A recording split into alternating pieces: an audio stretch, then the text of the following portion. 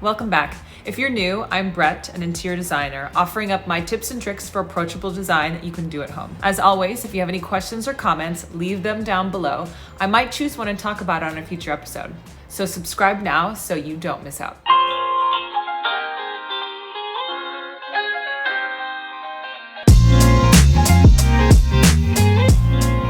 Hello, friends. So last week we talked briefly about paint and how to test. So head to episode 5 for that. But I got a lot of questions about paint.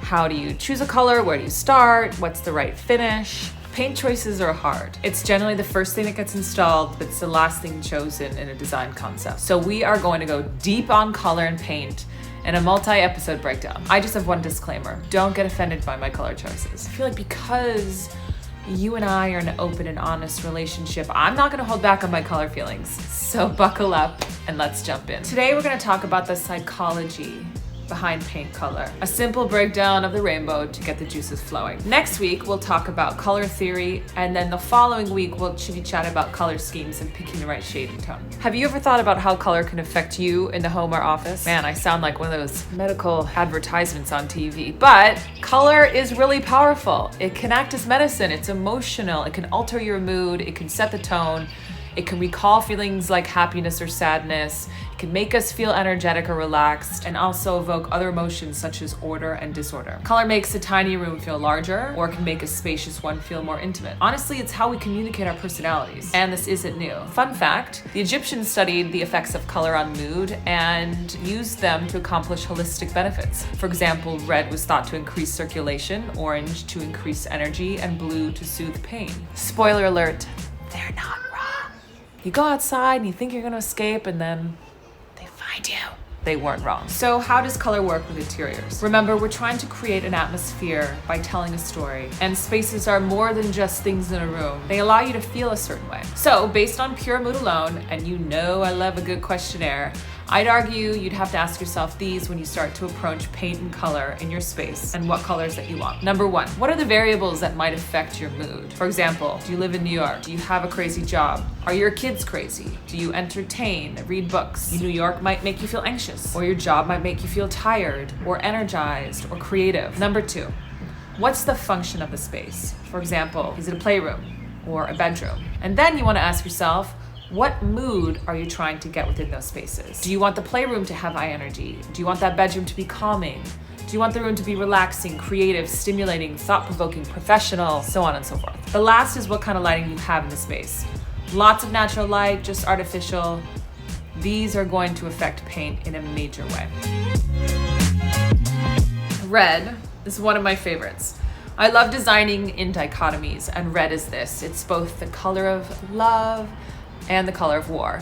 But due to its emotional intensity, it's one of the most psychologically stimulating colors, and I only recommend using it in small doses. If you do use it, I love the warmer tones like oxblood, merlot, or rust. It's the color of confidence, excitement, and energy, and they say people who like to use red are often passionate, energetic, and courageous. Yellow is the color of sun and is related to life, joy, and outdoor activities. It radiates heat and inspiration, activates memory, and is said to stimulate the nervous system. However, the darker shade of yellow can represent caution, deterioration, and envy and jealousy. Think of a decaying daffodil. The lighter shades of yellow can represent intelligence, originality, and joy, and boost communication. Mood-wise, it's obviously friendly and optimistic, but I don't actually enjoy using yellow. I do love a challenge, but it's really, really hard to do right. Blue inspires tranquility and is relaxing.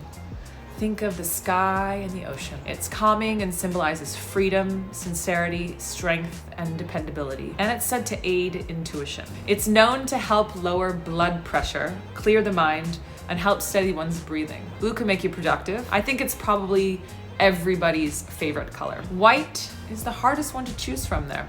Who knew there's a million different shades to choose from? I think Benjamin Moore has 800 colors alone. It can represent purity, peace, innocence, and cleanliness, and most paired with a modern aesthetic. It's obviously the perfect complement, so people use it on walls to complement whatever else they want to do in the space. It's also the safest choice for most people, but it's really shifty and tricky. Warmer tones will feel cozier, cooler tones will feel more formal, and more than any other color, it will shift and change depending on the light and what's in the room. Black. This is a charged color as well. It evokes sophistication, emotional safety, seriousness, and power. You might feel absolute clarity, and we all know it looks great with white. However, it's also the color of death and bring about emotions like sadness and instability. Those who like black are said to be ambitious and sophisticated. Black can be tricky because we all feel that like a black room will make it feel smaller and overwhelming, but it can actually be extremely chic and powerful when done right. Orange stimulates emotions and appetite. It's the color of action and enthusiasm and demands attention. Its cheerfulness can evoke happiness and confidence. I mean, who doesn't love a good sunset or sunrise?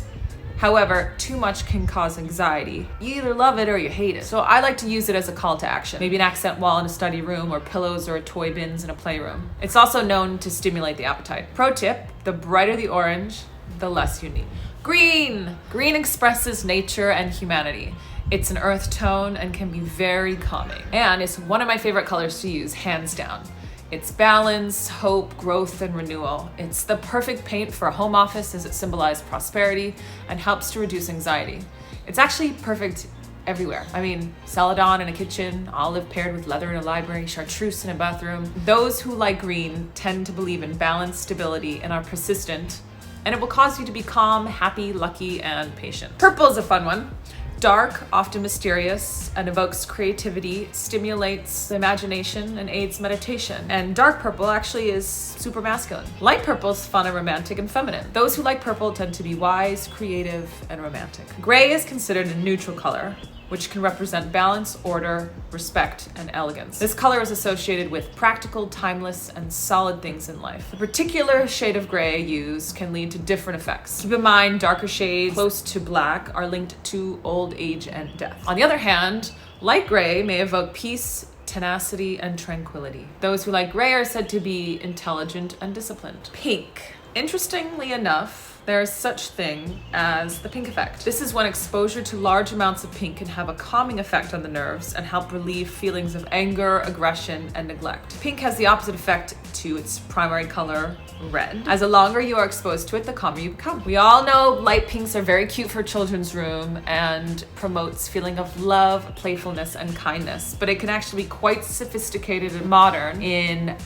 brighter tones paired with darker colors. Now we know a little more about what these colors can evoke. But are we really gonna have total immersion of a color in a space, or is it an accent color? Is it on the wall or furniture?